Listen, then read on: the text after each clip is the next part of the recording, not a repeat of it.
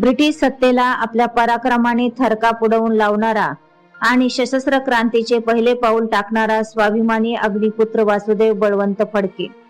रायगड जिल्ह्यातील शिरढोणच्या कुशीत जन्मलेला वासुदेव नावाचा एक स्वाभिमानी तरुण पुण्यात सैन्याच्या कारभारात नोकरी करत होता. एके दिवशी आई अत्यंत आजारी असल्याचे वृत्त आले. वासुदेव यांनी वरिष्ठांकडे रजेचा अर्ज केला, पण क्रूर ब्रिटिश अधिकाऱ्याने तो नाकारला. वासुदेव जेव्हा गावी पोहोचले तेव्हा आईने जगाचा निरोप घेतला होता.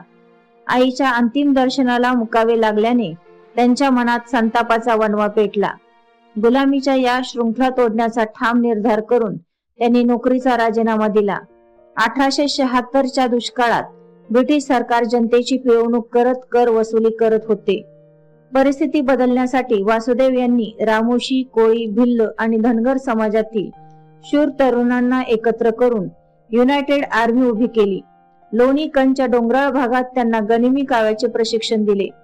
शस्त्रास्त्रांसाठी निधी गोळा करण्यासाठी 25 फेब्रुवारी 1879 रोजी धामारी गावातील सावकारावर पहिली धाड टाकून क्रांतीचा श्री गणेश केला.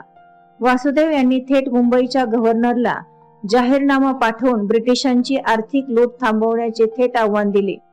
घाबरलेल्या इंग्रजांनी वासुदेव यांच्यावर 4000 रुपयांचे बक्षीस ठेवले, तर वासुदेव यांनी गव्हर्नरचे मुंडके छाटणाऱ्यास 5000 रुपयांचे बक्षीस जाहीर करून ब्रिटिशांना हादरवून सोडले.